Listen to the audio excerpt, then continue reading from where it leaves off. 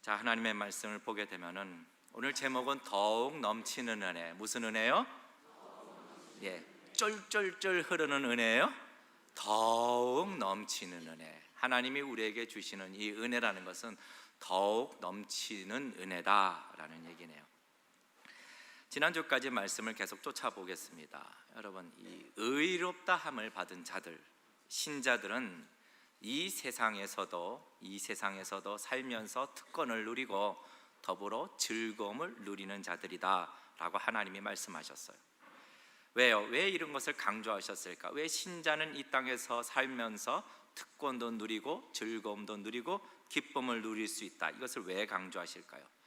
그 이유는 신자는 다른 인생과 또 다르게, 인생이 광야라고 하지만 그 다르게 신자이기 때문에 예수님 때문에 우리가 의롭다함을 얻지만 더불어 예수님 때문에 고난도 받아야 하는 것이 사실이기 때문이죠.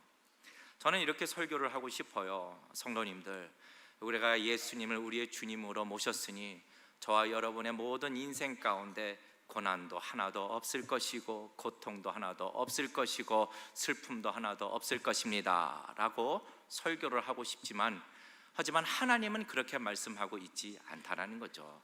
신자가 살아가면서 주님 때문에 겪는 고난과 아픔이 있다라고 얘기를 해 주십니다.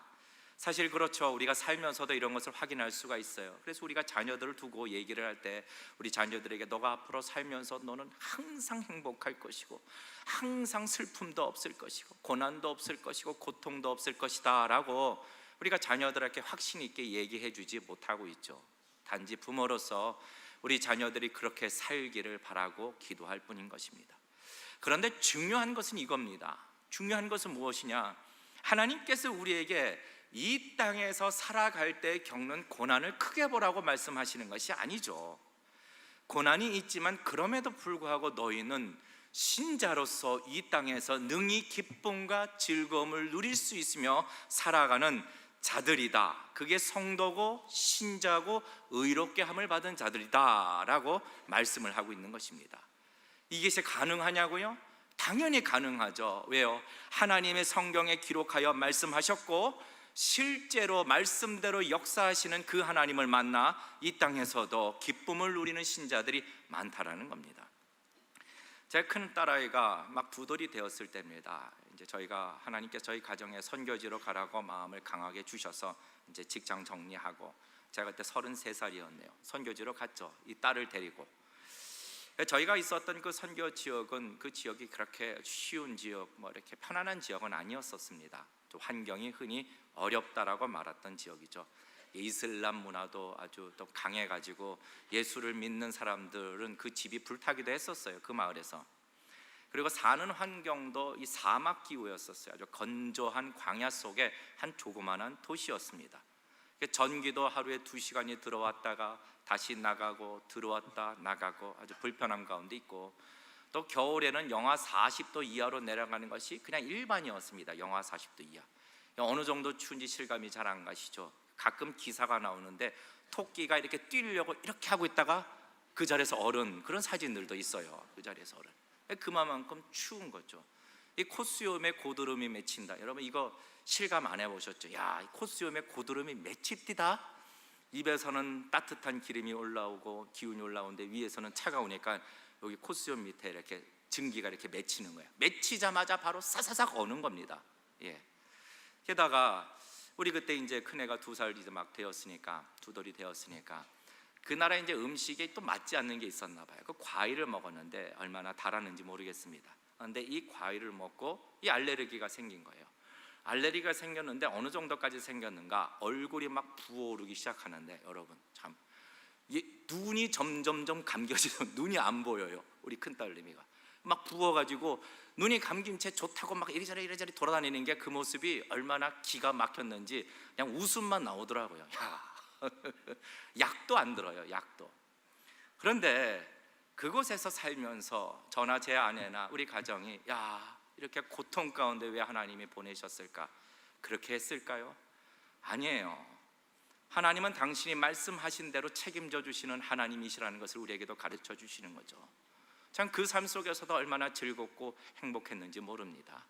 그 지나가다가 제가 이제 우리 현지인이 있어요. 카나시라고 현지인인데 같이 이제 여러 가지 일들을 주님의 일들을 하려고 왔다 갔다 바깥에 다니면은 이제 우리 시니어 어느 선교사님이 저를 본대요. 보면은 저한테 하는 얘기가 정 선생님은 뭐가 그렇게 맨날 신나 그러고 다녀 그렇게 얘기하시더라고요.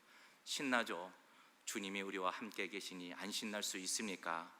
성도님들, 하나님께서 우리에게 이 땅에서 성도는 즐거워하는 자들이라고 말씀하고 있다라는 거죠. 우리는 그 말씀에 따라서 능히 하나님이 그렇게 일하시는 것을 우리는 경험하는 자들이 되시기를 주님의 이름으로 축원합니다. 실제로 그렇게 살아가고 있는 자들이 많다라는 겁니다. 사단의 특징은요, 이 두려움이나 고난을 크게 보여주는 거예요. 이게 사단의 특징입니다. 고난과 근심과 걱정을 아주 크게 보여줘요. 근데 우리 하나님은 전혀 달라요. 우리 하나님이 원하는 것은 나는 이 고난도 내가 다스리는 것이고 더불어 어떤 고난도 너희가 능히 이길 수 있도록 나는 너희를 지키고 또 너희를 위하여 일을 행하는 하나님이라는 것을 우리에게 가르쳐 주기를 원하신다라는 거죠. 고린도전서 10장 13절 말씀인데 우리 같이 한번 읽어보실까요? 같이 읽겠습니다. 시작.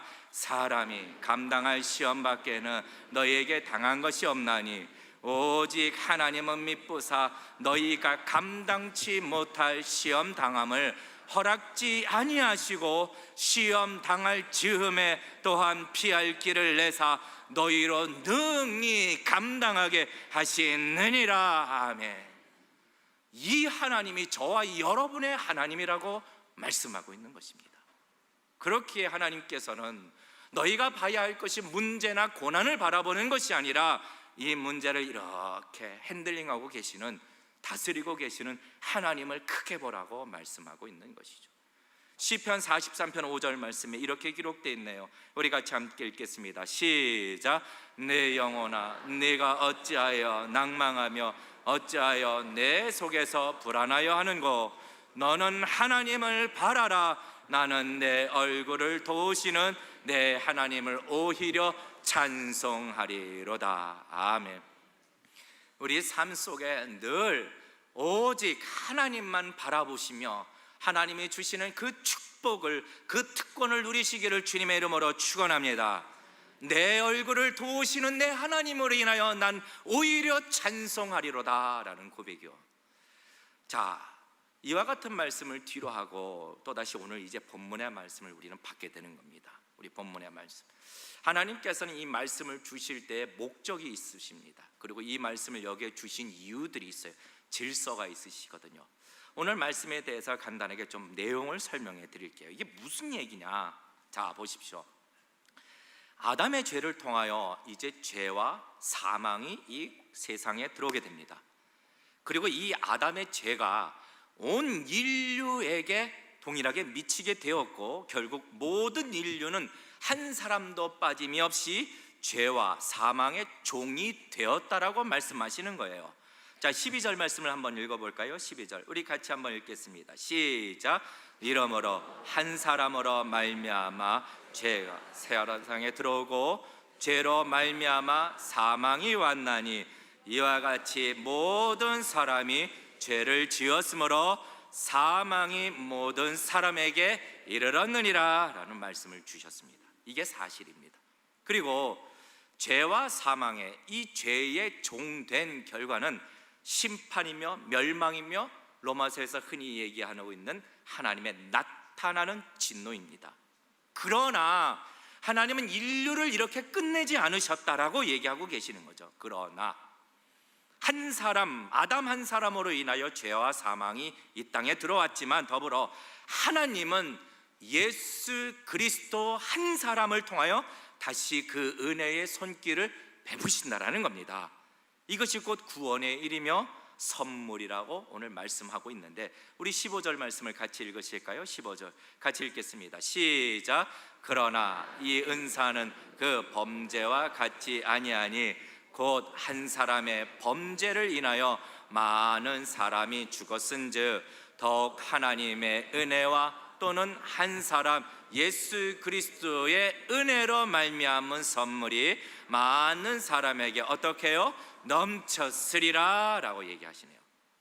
자, 더불어 이제 이 의의 선물을 받은 신자들은 사망이 왕노릇하는 것에서 벗어나 이제 예수 그리스도 안에서 영원히 생명 안에서 신자들이 왕노릇하게 된다라고 말씀하고 있죠. 자, 17절 말씀 우리 같이 함께 천천히 읽겠습니다. 시작. 한 사람의 범죄로 인하여 사망이 그 한 사람으로 말미암아 왕노릇하였은즉 더욱 은혜와 의의 선물을 넘치게 받는 자들이 한 분 예수 그리스도로 말미암아 생명 안에서 무슨 노릇한다라고요? 왕노릇하리로다. 아멘. 자, 도대체 오늘 이 말씀을 왜 여기서 또 기록하셨을까? 분명히 이미 로마서 앞쪽에서 모든 인간의 죄와 진노와 사망에 대한 말씀을 하셨고 더불어 구원에 대한 말씀도 하셨는데 또다시 오늘 이 본문에서 이 이야기를 왜 또 하고 계시는가? 여러분 잘 생각해 봐야 합니다. 자, 인간은 특별히 잘 이렇게 잊어먹는 망각하는 자들이죠. 망각하는 사람들 혹은 이게 망각의 은사라고들 얘기합니다. 잘 잊어먹죠. 특히 이제 은혜를 받은 것, 도움을 받은 것, 신세진 것에 대해서는 이상하게 겁나게 잘 까먹습니다. 아주 이상해요. 하기야 뭐 살아가면서 뭐 기억할 걸 또 너무 많은데 그것까지 기억하랴. 그렇죠. 살면서 잊어먹는 게 많아요. 어느 할머니가 모처럼 동창회를 간 거예요. 어디를 갔다고요? 동창회에 모여서 다 이렇게 모여서 수다를 떨다가 갑자기 어느 할머님이 야 우리 교가 생각이 났니? 그러더니 교가? 아무도 생각이 안 난대. 근데 마침 이 할머니가 교가 생각이 났다고 그러면서 자신 있게 부르는 것이 동해물과 백두산이 마르고 닳도록 하니까 다른 할머니들이 맞다고 어떻게 그것을 아직까지도 기억하고 있냐고 막 칭찬을 하더래요. 얼마나 으쓱해졌어요. 그래서 이 할머니가 다시 집에 돌아온 거예요. 그래 할아버지한테 내가 우리 학교 교가를 불렀더니 다들 그냥 으쓱해준다 칭찬 많이 받았다고. 교가가 뭐냐고. 그래서 할머니가 불렀대요. 동해물과 백두산이 이걸 딱 부르니까 이 할아버지가 하는 말씀이 이상하다. 우리 학교는 분명히 다른데 교가는 왜 같은 거요? 그랬다는 얘기가 있습니다. 뭐 살면서 기억할 것도 많은데 그러나 특별히 인간은 이 은혜와 이 받은 신세와 도움을 잘 잊어먹습니다. 자, 오늘 로마서 흐름을 보면은 아까 말씀드린 것처럼 이미 죄인에 대한 진노에 대한 얘기도 하셨고 더불어 모든 인간에 대하여 하나님은 이 진노를 피할 수 없다라고 말씀하셨으며 그러나 믿음으로 말미암는 의롭다 하심을 얻어 이 진노에서 피할 수 있는 영원하신 구원 방법에 대해서도 말씀하셨습니다. 그런데 그 다음에 하신 말씀이 무엇입니까? 신자는 단지 영생의 복을 누릴 뿐만 아니라 너희는 이 땅에서 누리는 특권이 있다라고 얘기하시는 거죠. 복이 있다라고 얘기하시는 거죠. 왜 그렇습니까? 제가 이미 말씀드린 것처럼 인생의 삶이 광야와 같지만 더불어 신자의 삶은 더불어 예수님 때문에 의롭다함을 받지만 더불어 고난도 받는 자들이라는 것을 가르쳐주고 있는 것이죠. 자, 이 이야기를 듣다 보면 이때쯤 되면 이렇게 생각이 들 수 있어요. 신자가 예수님을 믿기 때문에 이 땅에서 고난을 받아야 한다? 이거 정말로 인정하기를 원치 않죠. 부인하고 싶죠. 싫습니다. 때로는 예수님을 믿는다는 것에 대해서 괜히 손해보는 것이 아닌가라고 생각할 수도 있습니다. 마치 이스라엘 백성들 여러분 보십시오. 하나님께서 출애굽시켰을 때 그들에게 가나안 땅이라는 것을 약속을 하셨습니다. 자, 광야길을 가고 있죠. 수많은 인생들이 광야길을 가고 있습니다. 하나님께서 그들을 인도하고 계시는 것도 알았습니다. 하지만 그들이 광야 속에서 문제를 만나고 어려움을 만났을 때 그들이 취한 행동이 무엇이었나요? 다시 애굽으로 돌아가자는 거예요. 다시 애굽으로 돌아가자고 하나님이 우리로 하여금 광야에서 죽도록 만드셨다라고 하는 불평들이 나오기 시작하는 것이죠. 하나님께서는 오늘 이 말씀을 기록하실 때 이 시점에서 너희 신자들이 어떤 입장에 있었는가를 다시 한번 집중해 봐라. 하나님께서 너에게 주신 그 은혜가 너희에게 신자들에게 주신 그 은혜가 얼마나 큰 것인지 다시 한번 집중하라라고 우리에게 말씀하고 있는 것이죠. 우리는 우리가 어떤 입장에 있었는지 잘 알아야 하는 겁니다. 살면서 7살 난 꼬마아이가 자기 엄마하고 이제 옆집 이웃집에 놀러 간 거죠. 놀러 갔더니 그 옆집에 아주머니가 계시는 거예요. 이 꼬마가 너무너무 예쁘니까 아주 맛있고 탐스러운 사과를 주신 거예요. 그러니까 이 아이가 그 사과를 받을 때 고맙습니다 라고 인사를 해야 되는데 그냥 후딱 뺏어가지고 지 엄마한테 막 달려가는 거예요.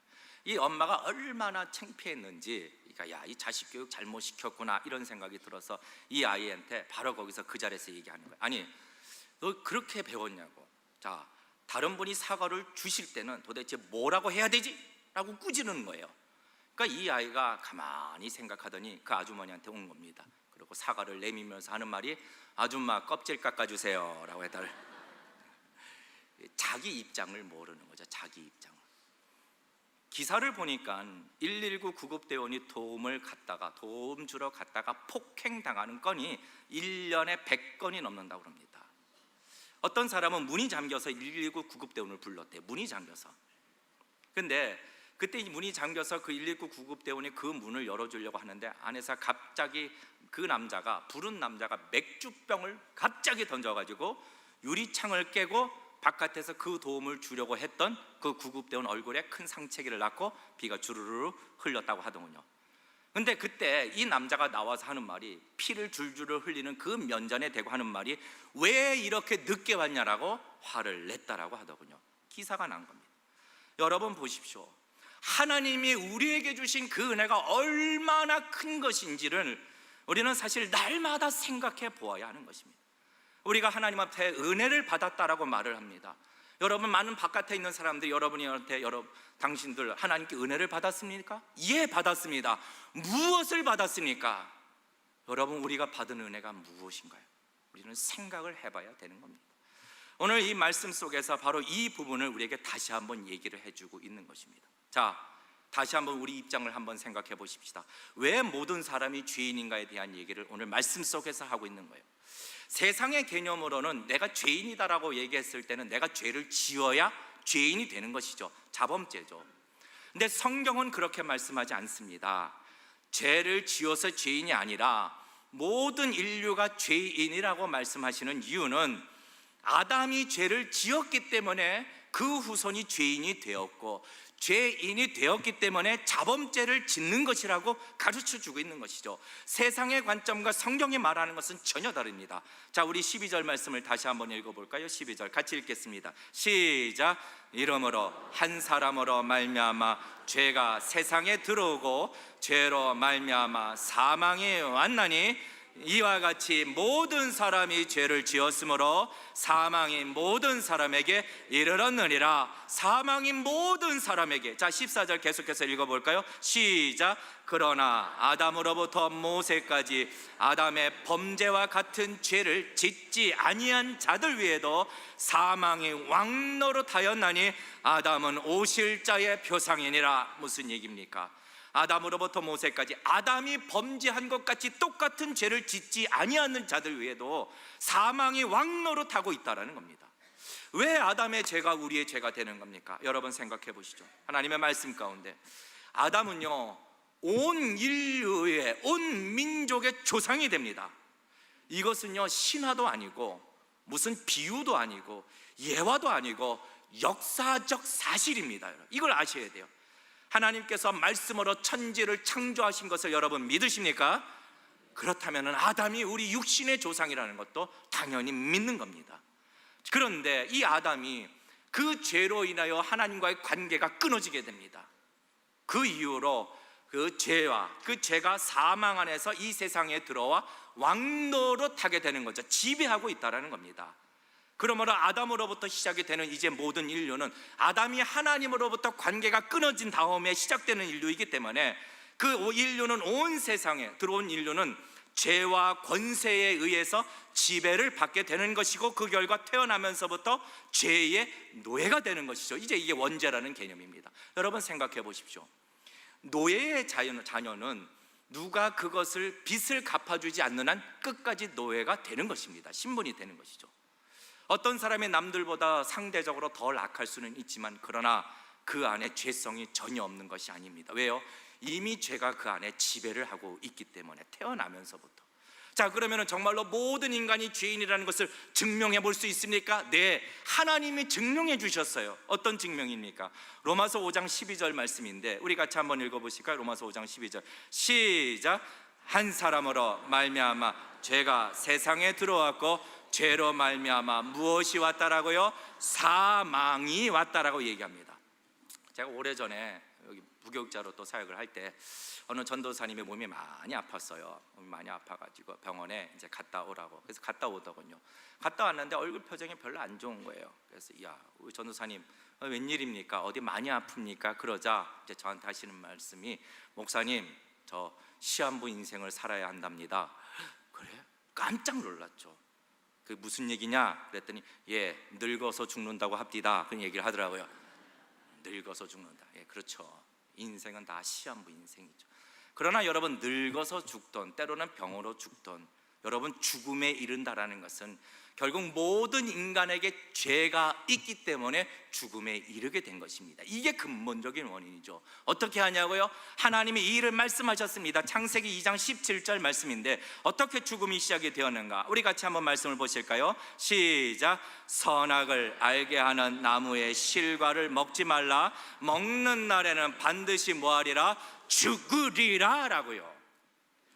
여러분, 선악과에 독이 있어서 죽는 것인가요? 뭐 백설공주도 아닌데 여러분, 먹으면 죽으리라는 이 하나님의 말씀에 의해서 불순종으로 그 죄로 인하여 이제 죽는 인생이 되었다라는 거죠. 다시 말해 모든 인간은 다 죽습니다. 이 이야기는 모든 인간은 다 죄인이라는 것이 맞습니다라는 것을 거꾸로 증명해 주고 있다라는 거죠. 더불어 죽음이 하나님의 말씀대로 이루어졌기 때문에 성경에서 말하고 있는 하나님의 마지막 심판과 그 진노도 다 사실로 반드시 나타나게 되는 겁니다. 자, 그런데 놀라운 것은 이제 하나님의 넘치는 은혜가 있는 거예요. 이제. 그러나 14절에도 그러나 15절에도 그러나 완전 반전이 일어나는데 하나님은 넘치는 은혜를 어떻게 주셨는가? 오늘 14절의 말씀이 있습니다. 우리 14절의 말씀을 좀 같이 천천히 읽어볼까요? 시작. 그러나 아담으로부터 모세까지 아담의 범죄와 같은 죄를 짓지 아니한 자들 위에도 사망의 왕노릇하였나니 아담은 오실 자의 뭐라고요? 표상이다 라고요. 자, 이 얘기는 아담으로 끝나는 것이 아니라 아담 이후에 오실 표상이 있다, 패턴이 있다라는 겁니다. 하나님은 이 문제를 해결하시기 위해서 아담과 같은 패턴으로 누구를 보내셨는데 그게 예수님이라는 거죠. 어떻게 보내셨는가? 어떤 패턴인가? 자, 우리 5장 17절 말씀을 한번 읽겠습니다. 잘 들어보셔야 됩니다. 같이 읽으실까요? 시작. 한 사람의 범죄를 인하여 사망이 그 한 사람으로 말미암아 왕노릇하였은즉 저 은혜와 의의 선물을 넘치게 받는 자들이 한 분 예수 그리스도로 말미암아 생명 안에서 왕노릇하리로다. 자, 이 말씀에 세 가지 패턴이 있어요. 아담과 예수님에 대한 패턴. 어떤 패턴이 있느냐? 하나님은 일을 하실 때 참 놀랍게 이렇게 어떤 규칙을 가지고 일을 하시는데, 첫 번째 패턴은 아담은 온 인류의 대표가 됩니다. 그러나 다르게 우리 예수님께서는 신자들의 대표로서 오시는 거죠. 이게 대표성이라는 겁니다.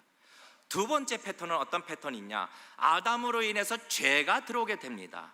그러나 반대로 예수 그리스도로 인하여, 예수님으로 인하여 들어오는 것이 있는데 그것은 곧 은혜와 선물이 들어오게 된 것이고, 세 번째 패턴은 이 죄가 사망을 가져온 것처럼 은혜는 사망이 아니라 영생을 가져오게 되었다라는 거죠. 이 세 가지 패턴을 가지고 하나님이 우리에게 일을 하셨습니다. 그리고 넘치는 은혜를 주셨는데, 자, 이 넘치는 은혜에 대해 좀 더 살펴보기를 원합니다. 우리 15절 말씀 중간 이후부터 한번 읽어볼까요? 15절 중간부터 같이 읽겠습니다. 시작. 더욱 하나님의 은혜와 또는 한 사람 예수 그리스도의 은혜로 말미암은 선물이 많은 사람에게 어떻다라고요? 넘쳤다라고요. 여러분, 저와 여러분에게 주신 하나님의 은혜가 넘치는 줄 믿으십니까? 넘쳤다라는 거예요. 이 넘쳤다, 이 표현은 헬라어 페리시오라는 뜻인데, 이 단어가 언제 쓰였는가? 이제 예수님께서 당시 오병이어의 기적, 물고기 2마리와 보리떡 5개로 몇 명을 먹이셨나요? 5,000명이라고 기록되어 있는데, 이 5,000명은 장성한 남자만 5,000명. 그러니까 모인 사람들 중에는 남자만 있었을까요? 여자도 있었을 거고 애들도 있었을 거고, 그렇게 하면 적어도 2만 명입니다. 2만 명이 모여있는 그 자리에 물고기 2마리하고 보리떡 5개로 배불리 다 먹이고도 12강저리가 남도록 일을 하셨다라는 거죠. 이때 이 넘친다라는 표현을 쓰는 겁니다. 하나님이 공급하시는 것은 아주 차고도 넘치고 아주 풍족하다라고 우리에게 말씀을 하고 있는 것이죠. 여러분, 하나님의 은혜라는 것을 우리가 기억할 때 이 은혜라는 것이 아주 비현실적이고 추상적이고 이런 것이 아니에요. 또 우리가 이렇게 얘기를 하죠. 내가 참 병에 걸렸는데, 죽을 병에 걸렸는데 기도함으로 나았다. 하나님의 은혜다. 예, 맞습니다. 그러나 오늘 말씀하시는 이 차고 넘치는 은혜는 이 정도가 아니에요. 하루하루 살면서 나는 하나님의 은혜가 없이 살 수 없어, 그 정도 은혜를 말하는 것이 아닙니다. 그럼 도대체 오늘 차고 넘치는 은혜가 어떤 은혜인가? 여러분 잘 한번 들어보십시오. 잘 배워야 합니다. 제가 이거 딱 설교를 끝나고 제가 5가지입니다. 몇 가지요? 5가지 제가 한번 여쭤보겠습니다. 자, 그러면 이제 여러분도 밖에 나가서 여러분 바깥 사람들이 무슨 은혜 받았냐? 나는 5가지의 은혜를 받았다, 딱 얘기를 할 수 있어야 되는 거죠. 첫 번째 은혜는 선택하신 은혜입니다. 뭐 하신 은혜라고요? 선택하신 은혜. 자, 하나님께서는 창세전에 저와 여러분을 하나님의 자녀로 선택하셨습니다. 근데 이게 얼마나 중요한가? 이것을 우리가 붙들고 사는 게 얼마나 중요한가? 자, 베드로후서 1장 10절 말씀 한번 읽어볼까요? 베드로후서 1장 10절 같이 읽겠습니다. 시작.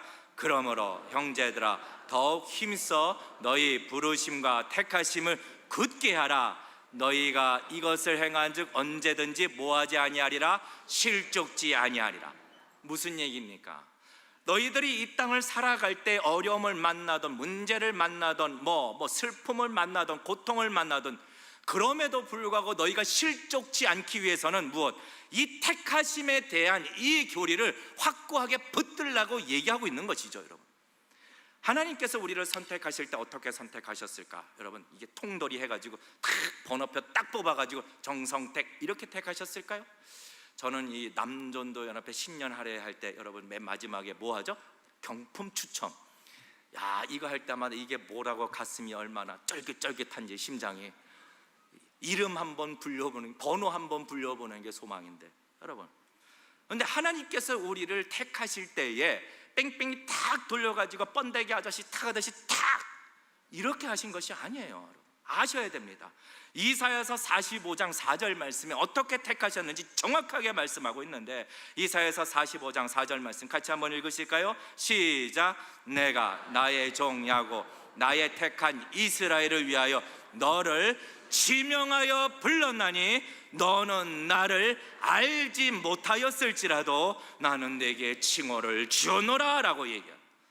하나님은 택하심은 이 말씀 그대로 지명하여 부르셨다라는 거예요. 저와 여러분이 얼마나 연약한지, 저와 여러분이 이 땅에서 얼마나 비참한 자들인지, 때로는 얼마나 참 여기저기 취급도 못 받는 사람이라 할지라도 그것을 다 아시고 하나님께서는 저와 여러분의 이름을 불러주셨다라는 것, 지명하여 부르셨다는 사실을 기억하시기를 주님의 이름으로 축원합니다.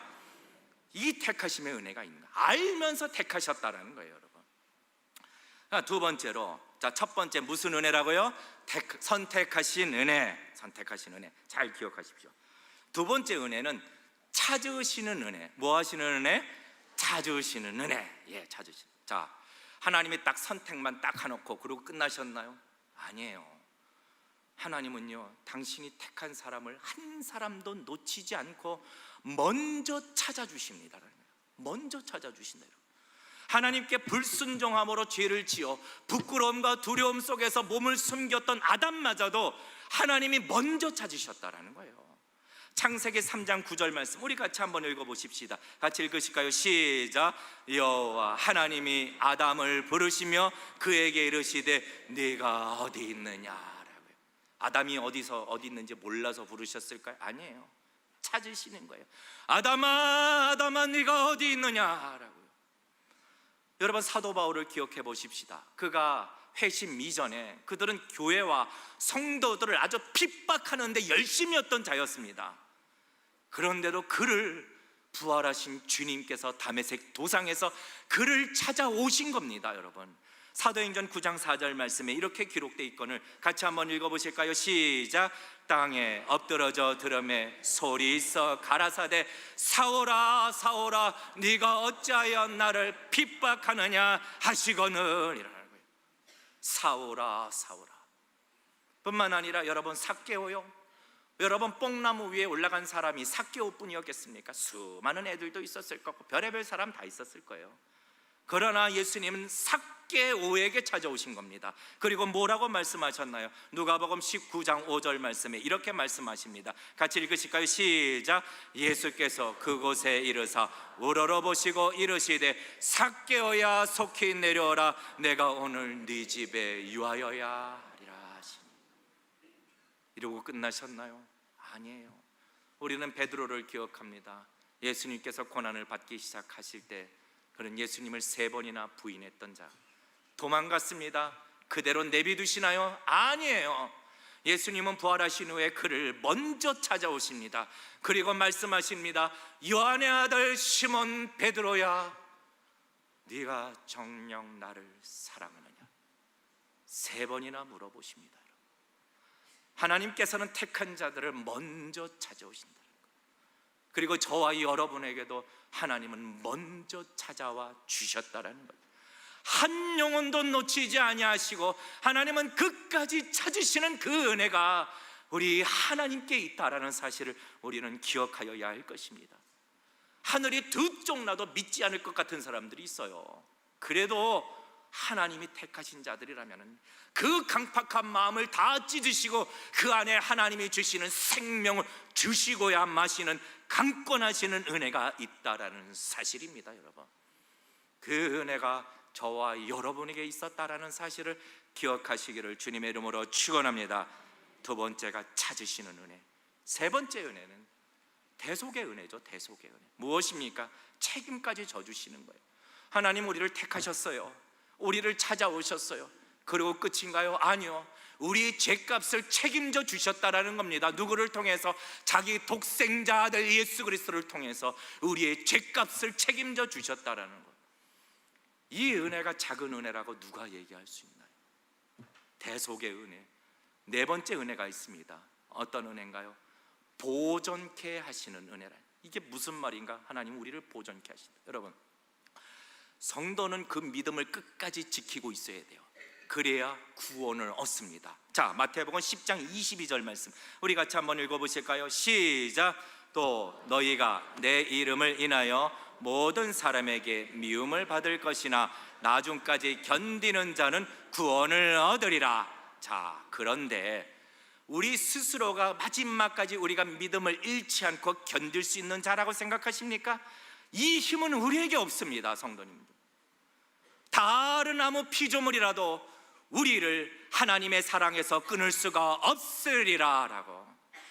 하나님이 우리를 당신의 강하신 손으로 붙들고 계시기 때문에 우리는 믿음을 지킬 수 있는 것이고 우리의 믿음이 보존케 되는 것이고 우리 믿음의 조상들이 기꺼이 순교를 하면서까지도 하나님의 믿음을 저버리지 않는 이유는 하나님이 당신의 두 팔로 붙들고 계시기 때문에, 그렇기 때문에 믿음을 잃어버리지 않는다는 거죠. 성도님들, 오늘 이 시간도 우리 하나님의 강하신 오른팔로 저와 여러분을 붙들고 계시다라는 이 은혜를 확신하시기를 주님의 이름으로 축원합니다. 이게 뭡니까? AS까지 정확하신다. AS. 하나님은 딱 하시면 마지막까지 보증해 주시는. 마지막 다섯 번째입니다. 다섯 번째. 잘 기억하고 계시나요? 첫 번째가 무슨 은혜였습니까? 첫 번째가 선택. 아따 잘하신다. 역시. 두 번째 무슨 은혜? 찾으시는 은혜. 세 번째 무슨 은혜? 대속하시는 은혜. 네 번째 무슨 은혜? 보존해 주신 은혜. 보존의 은혜. 자, 다섯 번째 은혜는요, 기업을 주신 은혜. 무슨 은혜? 기업. 이 기업이 뭐냐? 유산을 주셨다는 거예요. 유산. 하나님께서 우리에게 영생을 주신 것만, 천국에 들어가게 하신 것만으로도 우리에게는 너무나 큰 은혜가 됩니다. 그런데 그곳으로 끝이 아니라 우리가 천국에 들어가게 되면은 예수님과 더불어 영광의 하늘 그 자체를 다 우리에게 기업과 유산으로 주셨다는 거예요. 자, 로마서 8장 17절 말씀 우리 한번 읽어볼까요? 로마서 8장 17절 같이 읽겠습니다. 시작. 자녀이면 또한 후사 곧 하나님의 후사여 그리스도와 함께한 후사니 우리가 그와 함께 영광을 받기 위하여 고난도 함께 받아야 할 것이니라. 자, 생각해 볼까요? 우리가 이제 미국에 들어가신 분들 계시고 그래서 영주권도 얻습니다. 자, 그러면은 미국의 영주권을 얻었다고 해서 미국에 있는 그 풍요로움을 다 누릴 수 있을까요? 아니에요. 뭐가 필요한 거예요? 뭐가? 네. 어떤 분은 현찰, 돈, 크레딧 카드, 뭐니 해도 뭐니가 최고라고 뭐 그러잖아요. 이게 있어야 누릴 수 있는 거죠. 그런데 우리 하나님께서 우리 천국에 들여보내실 때 어떻게 하셨느냐?